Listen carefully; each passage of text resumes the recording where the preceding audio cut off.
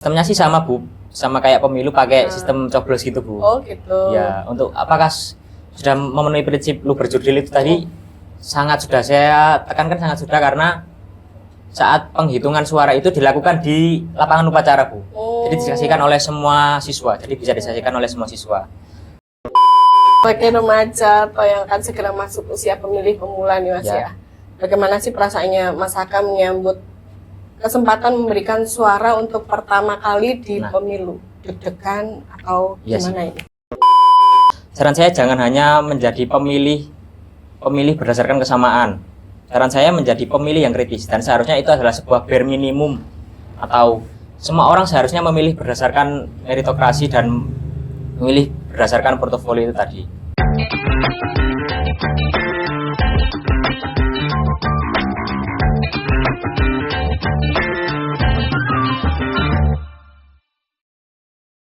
Warahmatullahi wabarakatuh. Halo teman pemilih dimanapun Anda berada saat ini, semoga teman pemilih semua selalu dalam keadaan sehat dan bahagia selalu. Dan hari ini senang sekali saya Agustiningsih kembali hadir menyapa teman pemilih dalam podcast Bincang Demokrasi KPU Kabupaten Kediri. Ruang ngobrol santai yang ngebahas soal demokrasi, opini segar dan cerita seru seputar dunia kepemiluan.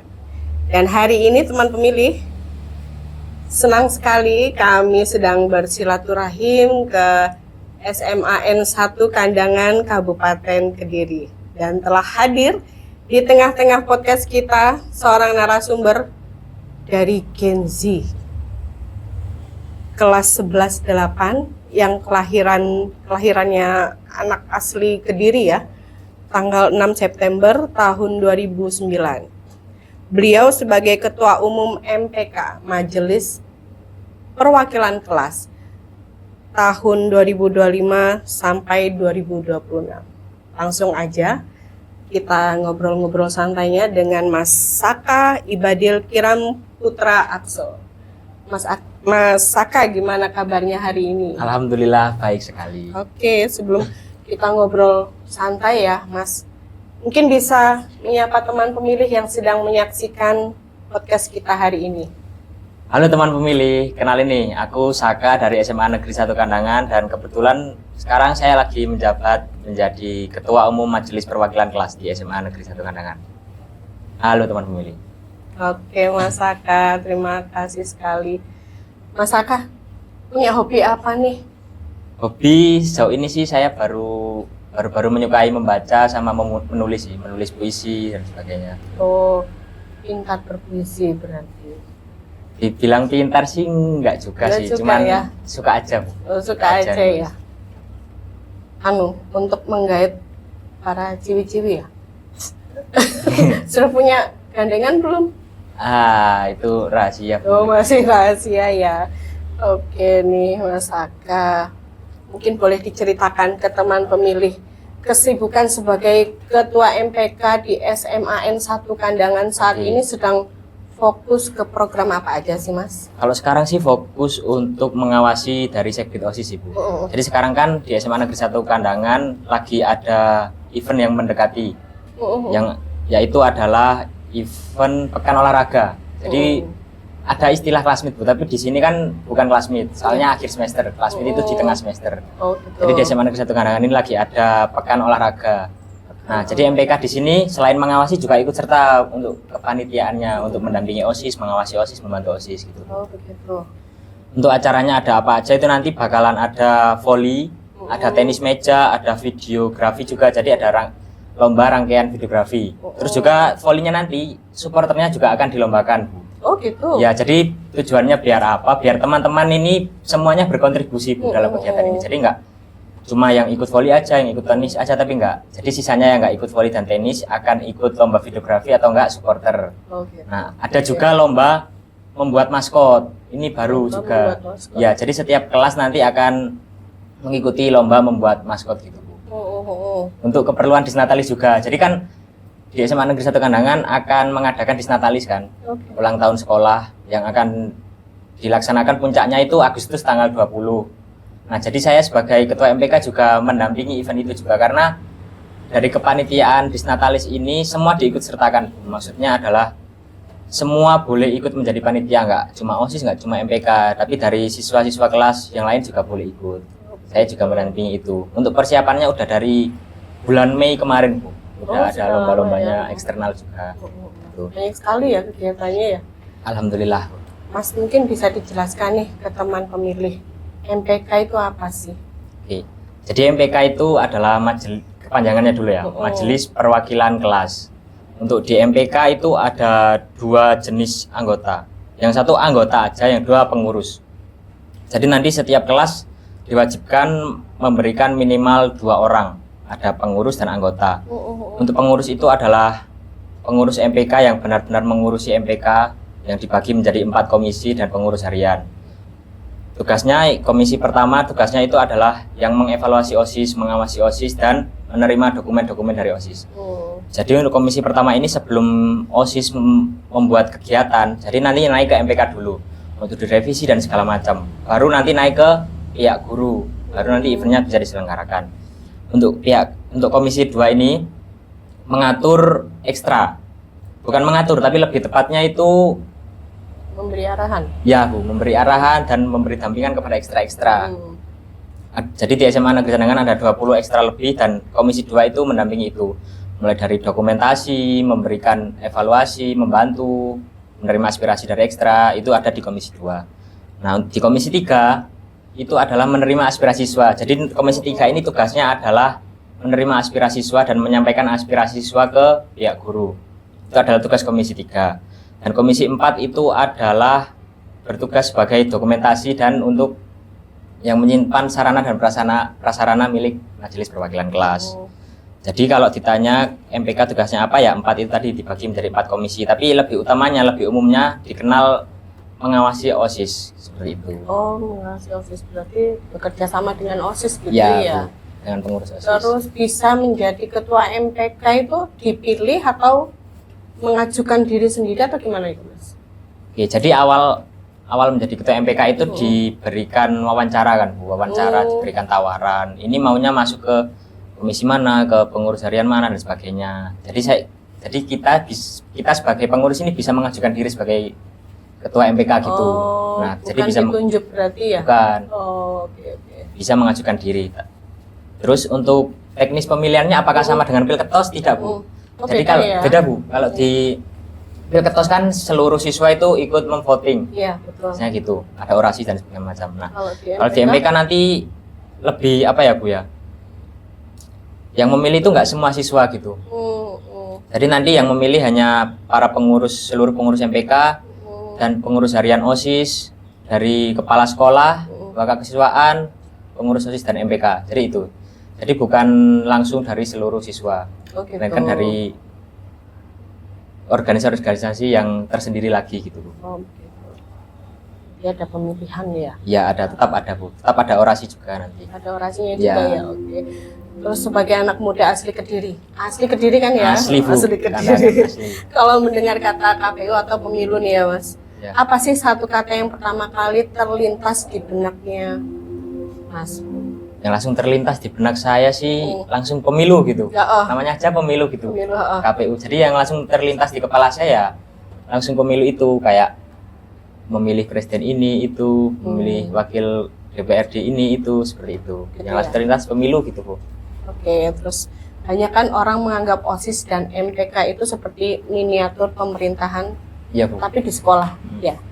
Menurut Mas Haka nih, seberapa mirip sih sistem di sekolahnya Mas Haka dengan sistem demokrasi di Indonesia? Cukup mirip. Jadi setahu saya kan kalau sistem demokrasi itu ada pembagian kekuasaan itu kan, Bu. Ada trias politika, ada badan eksekutif, legislatif, sama yudikatif. Nah, kalau eksekutif kan presiden dan kawan-kawan itu kan, Bu. Terus yang badan legislatif itu DPR, DPRD, DPRD, dan badan yudikatif itu mungkin majelis Mahkamah Agung, Mahkamah Konstitusi kalau nggak salah, Bu. Iya. Ya. Nah, kalau di sekolah sendiri mungkin pembagiannya nggak seperti itu mungkin, tapi ada kemiripan juga. Kalau di sekolah sendiri kan ada pengurus OSIS dan pengurus MPK. Saya rasa itu juga termasuk sebuah pembagian kekuasaan. Mungkin kalau disebut pembagian kekuasaan sih kurang tepat. Cuman ya mirip seperti itu, ada pembagian dua hal itu. Tujuannya untuk apa? Agar tidak salah satu dari itu memiliki wewenang yang berlebihan gitu loh. Jadi misal kalau cuma ada OSIS, nanti OSISnya memiliki sebuah kekuasaan yang meluas gitu, kayak terlalu otoriter atau gimana. Nah, itu dicegah dari MPK. MPK kan tugasnya juga mengawasi dan mengevaluasi. Jadi kayak ada kemiripan antar pembagian kekuasaan ini. Kalau di pemerintahan ada tres politika, itu eksekutif, legislatif, yudikatif. Di sini ada OSIS dan MPK. Ya, demokrasinya jadi berjalan juga ya di sekolah ya. Bu, alhamdulillah. Terus bagaimana sih MPK SMAN 1 Kandangan memastikan bahwa suara atau aspirasi dari seluruh siswa benar-benar didengar dan tersampaikan ke pihak sekolah? Nah, benar-benar didengar ya. Yang pertama tadi pakai link aspirasi. Ada linknya ya? Link aspirasi jelas ada, Bu. Link aspirasi ini dari Komisi 3 MPK kan. Nah, jadi link aspirasi ini nanti akan menampung aspirasi teman-teman kelas kita. Misalnya mereka kekurangan fasilitas, ada fasilitas yang rusak atau ingin menambah program kegiatan atau apa, nanti bisa masuk ke link aspirasi itu. Jadi seperti itu. Dan bagaimana kita menjaminnya? Kita setiap bulan kita ada rapat pleno gitu, Bu. Oh, ada rapat pleno. Ada pleno. Jadi pleno nanti itu ada gabungan antara OSIS, MPK sama pihak guru. Nah, nanti di rapat pleno itu akan disampaikan evaluasi dan aspirasi-aspirasi itu tadi. Jadi pasti tersampaikan. Oh, begitu ya. Dari siswa ke MPK terus ke guru-guru gitu. Rapat plenonya itu sebulan berapa kali atau seminggu berapa kali? Jadi pleno itu ada 3 setahu saya, Bu. Yang pertama itu pleno pemilihan ketua MPK, itu juga disebutnya pleno sebenarnya. Pleno pemilihan ketua MPK, pleno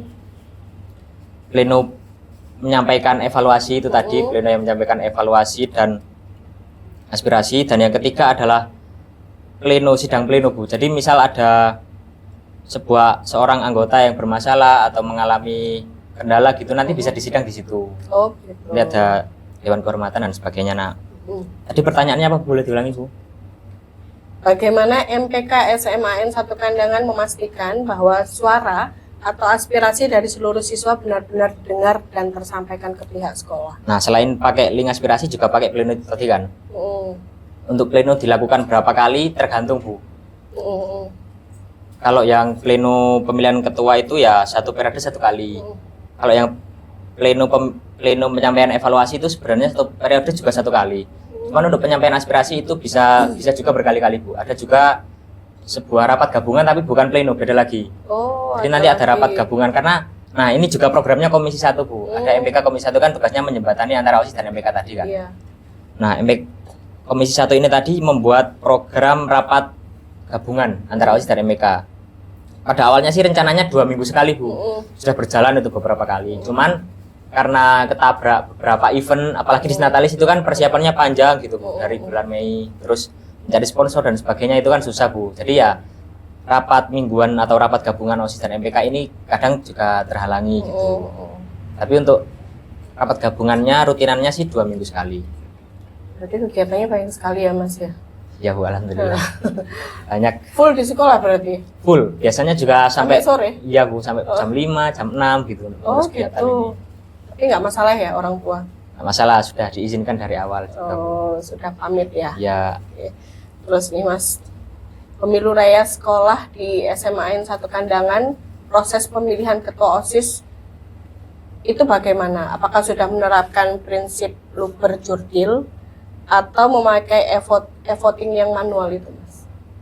Jadi untuk sistem pemilihannya sih tetap manual, Bu. Oh, tetap manual ya, Ya. e-voting ya. Tadi kan disampaikan ada orasi, ada debat, terus juga seluruh siswa melihat dan memilih.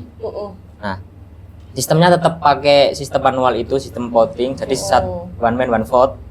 Jadi satu anak vote 1 pilihan. Sistemnya sih sama, Bu. Sama kayak pemilu pakai sistem coblos gitu, Bu. Oh, gitu. Ya, untuk apakah sudah memenuhi prinsip luber jurdil itu tadi?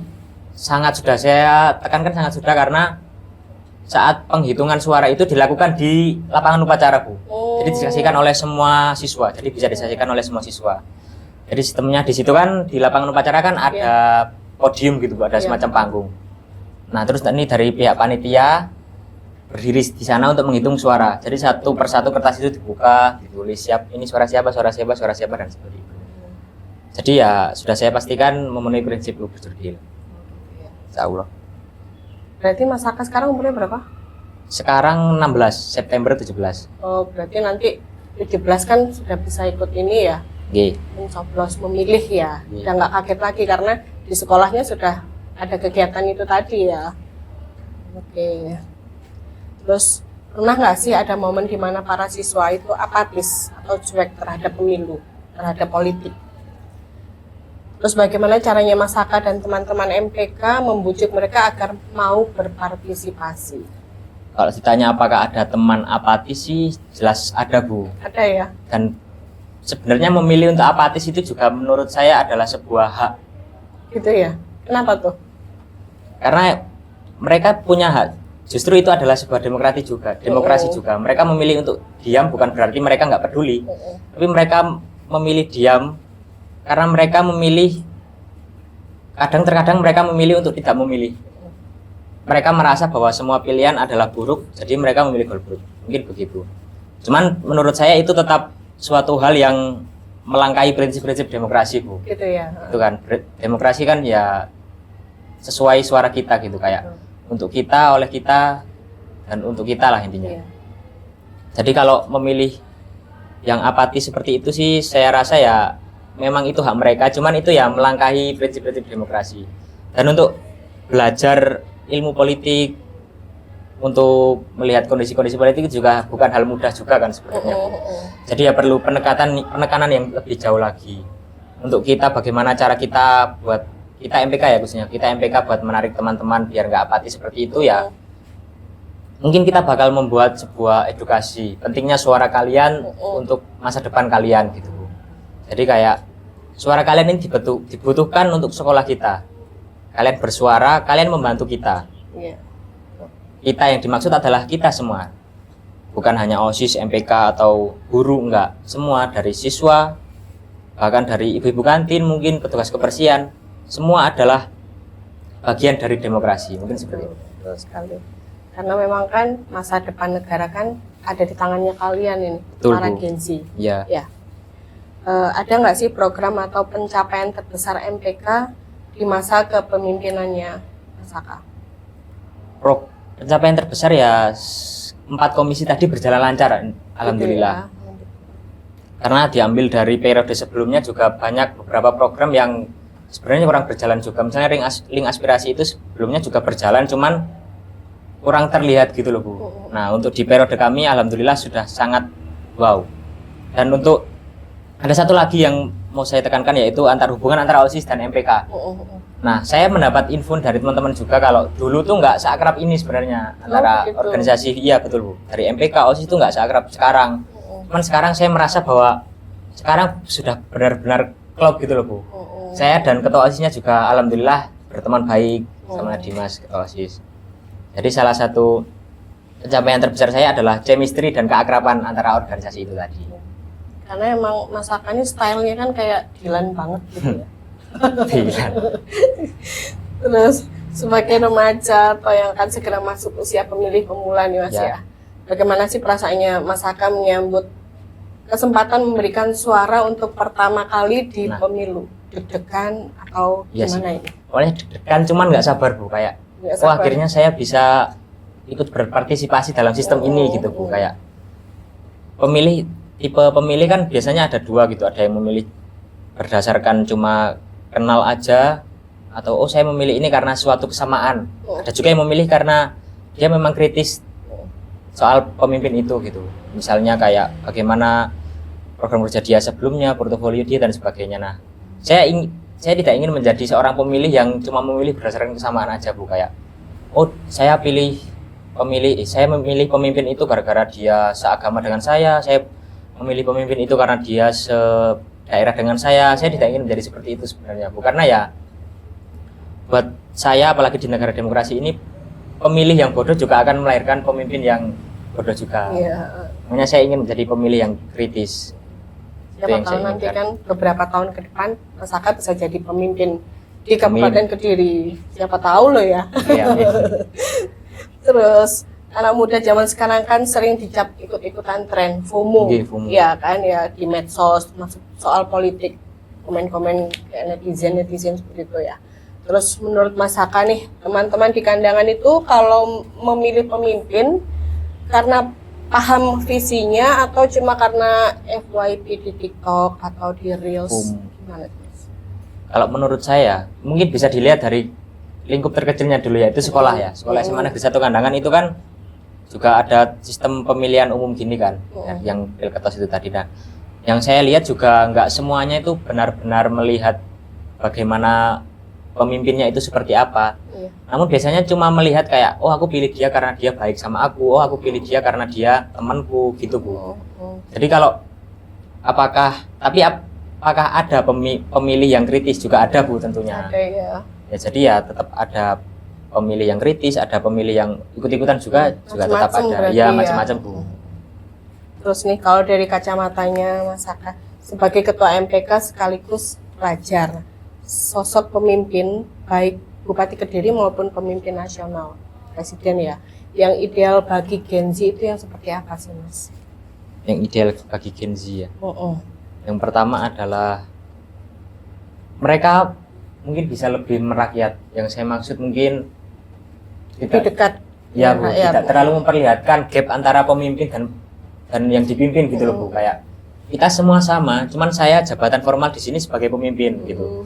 Cuman saya ingin melihat kesetaraan itu. Walaupun mereka punya wewenang lebih, tapi saya ingin para pemimpin ini mempunyai juga rasa apa ya Bu, rasa kohesi sama masyarakat gitu loh Bu. Mereka membaur, mereka sama, oh saya juga rakyat gitu. Saya rakyat yang punya wewenang lebih gitu. Jadi ya saya pengennya seperti itu. Sama saya pengen pemimpin-pemimpin ini nggak cuma memberikan apa ya Bu istilahnya, nggak cuma menenangkan gitu loh Bu. Jadi kan sekarang lagi kayak ada isu-isu dolar naik dan sebagainya.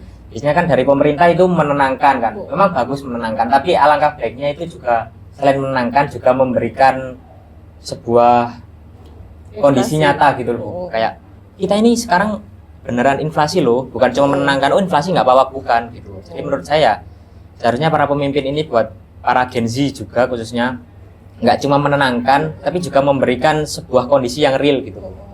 Jadi nggak cuma menenangkan aja. Biar tertarik ya. Ya biar mereka juga tahu kondisi politik kita gimana, kondisi ekonomi kita gimana. Terus gitu. Di medsos kan banyak banget ya informasi yang simpang siur terkait hoax seputar pemilu. Gimana sih caranya Mas Saka dan teman-teman di SMAN 1 Kandangan menyaring informasi agar tidak mudah terprovokasi? Ya agar tidak mudah terprovokasi mungkin sebelum kita mendapat informasi itu kita harus tahu kita mendapat informasi itu dari mana. Yang pertama kita lihat apakah yang menyampaikan informasi itu adalah pihak yang memang berwenang, pihak yang memang profesional, atau cuma orang-orang yang baru muncul terus tiba-tiba memberikan informasi yang tidak diketahui sumbernya juga. Jadi yang pertama kita harus tahu sumbernya. Yang kedua adalah kita harus Bu? Istilah membaca itu apa Bu? Literasi. Ya, memiliki literasi yang tinggi. Kita juga harus memiliki literasi yang tinggi. Karena kan kalau lewat berita-berita di media sosial itu kan intensitas kontennya cepat kan Bu. Kayak maksudnya TikTok atau Instagram gitu kan punya durasi video yang singkat-singkat, kayak cuma 15 detik, 13 detik. Nah biasanya untuk informasi lengkapnya itu diarahkan ke web lain atau enggak ke captionnya yang panjang. Nah biasanya dari kita itu malas membaca Bu. Kita cuma melihat potongan-potongan video dari yang 15 detik tadi gitu. Nah jadi itu harus meningkatkan kemampuan literasi kita. Kita harus membaca, benar-benar paham berita ini apa, sumbernya dari mana, dampaknya apa bagi kita, seperti itu. Iya. Terus nih Mas Saka, menurut Mas Saka sosialisasi pemilu dari KPU Kabupaten Kediri yang paling disukai dan masuk ke gayanya anak SMA itu yang formatnya seperti apa? Apakah konser, konten medsos, atau masuk ke kelas ngasihin sosialisasi atau gimana nih? Jujur konser ini baru kepikiran di saya Bu, dan benar-benar suatu yang segar mungkin Bu. Karena kan sekarang tuh muncul fenomena anak-anak yang suka konser gitu loh Bu. Istilahnya skena gitu Bu. Jadi anak-anak suka untuk melihat konser di mana-mana. Bahkan di Kediri bentar lagi ada Bu. Oh iya. Di Tirtayasa itu ada festival teknik. Jadi ada konser. Kapan itu? Bulan Juni kalau nggak salah Bu. September juga ada nanti di Taman Tirtayasa. Nah makanya konser itu mungkin bakal jadi suatu opsi yang sangat bagus Bu. Itu ya. Apalagi pendengar musik kan ya bukan cuma dari kalangan mana atau gitu. Semua Tapi semua golongan. golongan tuh menyukai musik gitu Bu. Bisa Betul melalui sekali. musik. Oke. Mungkin seperti itu Bu. Terus nih, apa nih? Ada pesan menohok yang ingin Mas Saka sampaikan ke teman-teman sebaya yang berminat atau berpikir untuk golput karena merasa suara satu orang nggak bakal mengubah keadaan.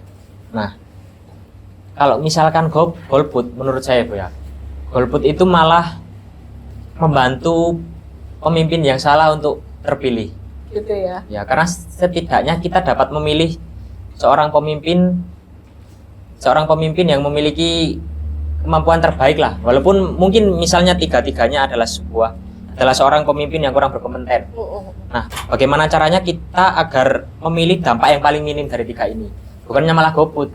Kalau kita malah golput ya berarti kita membantu salah satu dari mereka untuk naik. Seperti itu dari saya. Gitu ya. Jadi ya Oke. suara kalian penting untuk masa depan kalian. Betul sekali. Terus nih Mas Saka, jika punya kesempatan memberikan satu rekomendasi langsung ke KPU Kabupaten Kediri demi meningkatkan partisipasi pemilih pemula di wilayah perbatasan atau seperti di Kecamatan Kandangan, apa sih rekomendasinya? Saya kan sudah sebutkan tadi kan Bu, Ya. kalau pemilih pemula tuh biasanya cuma milih berdasarkan kesamaan aja, entah sama agamanya, sama daerah asalnya dan sebagainya. Nah, mungkin dari KPU bisa memberikan edukasi yang berlebih lagi. Walaupun KPU pastinya sudah sangat mengedukasi para pemilih pemula ini ya, tapi mungkin lebih ditingkatkan lagi melalui kampanye tadi kayak konser dan sebagainya tadi kan, biar banyak Gen Z ini lebih mendekat lagi Bu. Lebih masuk ya, Ya caranya. lebih masuk lagi caranya, dan edukasinya bukan edukasi sekedar jangan golput, bukan gitu Bu. Maksudnya jangan sekedar memilih gitu. Seharusnya ya umumnya di negara demokrasi ini semua harus memilih berdasarkan meritokrasi. Maksudnya adalah semua harus kritis dalam memilih, nggak cuma memilih berdasarkan kesamaan gitu. Terus quick session nih, pilih salah satu dengan cepat ya. Ya, Diskusi formal di ruang rapat atau ngobrol santai sambil ngopi di kandangan. ngobrol santai sambil ngopi Bu. Karena sekarang kan ngopi juga udah jadi kayak culture-nya masyarakat gitu. Gitu ya. Kayak kalau nggak ngopi nggak kurang atau gimana gitu. Jadi bisa lebih santai gitu, lebih terluapkan gitu Bu. Sering ngopi nih berarti sama teman-temannya. Terus pemimpin yang pintar banget atau pemimpin yang mau mendengarkan? Pemimpin yang mau mendengarkan. Kenapa tuh? Karena setidaknya pemimpin yang mau mendengarkan itu adalah pemimpin yang bisa berproses Bu. Gitu ya. Kalau mungkin pemimpin yang mau mendengarkan ini adalah seorang pemimpin yang mungkin bisa dikatakan kurang pintar, tapi setidaknya dari masukan-masukan itu tadi, para pemimpin yang mendengarkan ini bisa berbenah diri Bu. Iya. Juga bisa berbenah bersama-sama. Karena menurut saya menjadi pemimpin bukan sekedar aku dan kalian, tapi kita. Jadi seperti itu menurut kami. Oke. Terus demokrasi lewat digital, e-voting atau demokrasi konvensional? Coblos kertas. Menurut saya sih sekarang sih mungkin bisa beralih ke e-voting. Gitu ya. Kenapa tuh? Bisa dijelaskan? Karena saya rasa lebih memiliki efisiensi waktu yang lebih cepat juga. Cuman ya kendalanya mungkin lebih gampang dimanipulasi mungkin Bu. Gitu ya. Belajar e-voting gitu ada ya mungkin bisa lebih Takut ada kecurangan gitu. Ya. Oke. Terus pertanyaan terakhir. Silakan berikan closing statement atau pesan penyemangat untuk seluruh pelajar di Kabupaten Kediri agar menjadi pemilih yang cerdas dan bijak. Monggo. closing statement dari saya mungkin yang sudah saya katakan dari tadi bahwa suara kalian itu mempengaruhi masa depan kalian. Dengan kalian golput sama aja kalian membantu pemimpin yang tidak berkompeten itu untuk naik. Jadi untuk kalian berikan suara kalian. Suara kalian untuk kita. Suara kita untuk kita. Seburuk apapun pilihan pemimpin kita, setidaknya kita memilih seorang yang menurut kita bagus. Kita sudah memiliki riset yang bagus dan sebagainya. Dan saran saya jangan hanya menjadi pemilih berdasarkan kesamaan. Saran saya menjadi pemilih yang kritis, dan seharusnya itu adalah sebuah bare minimum, atau semua orang seharusnya memilih berdasarkan meritokrasi dan memilih berdasarkan portofolio itu tadi. Harus melihat bagaimana seorang pemimpin ini dahulunya seperti apa, dia memiliki jenjang karir yang bagaimana dan sebagainya. Bukan hanya memilih berdasarkan kesamaan.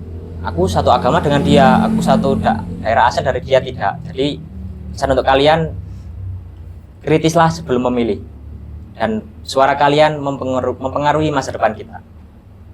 Oke, keren sekali Mas Haka. Makasih sekali sudah meluangkan Sama-sama. Terima kasih waktunya juga, Bu. menyempatkan untuk mengisi di podcast Bincang Demokrasi KPU Kabupaten Kediri. Jangan kapok-kapok ya nanti kalau kita Aman, Bu. podcast lagi. Tagihan Bu nanti. Yo, ketagihan ya, oke. Nanti boleh main ke podcastnya KPU kalau Iya, gitu, siap. oke. Dan semoga Mas Haka sukses selalu dan Amin. cita-citanya terwujud. Siapa tahu Amin. untuk beberapa tahun ke depan bisa jadi pemimpin di Kabupaten Kediri kan. Amin. Dan untuk teman pemilih, jangan lupa untuk follow, like, dan subscribe, serta share sebanyak-banyaknya medsos KPU Kabupaten Kediri. Dan Mas Haka, sebelum saya Ya, Bu. tutup, saya punya pantun. Gimana, Bu? Dicakepin nanti ya. Siap. Oke. Burung merpati terbang melayang, Cakep. hinggap sebentar di pohon jati. Cakep. Belajar demokrasi sejak sekarang, Cakep. agar bijak menentukan pilihan hati. Dan akhir kata, teman pemilih, saya Agustiningsih pamit undur diri. KPU melayani. Wassalamualaikum warahmatullahi wabarakatuh. Waalaikumsalam.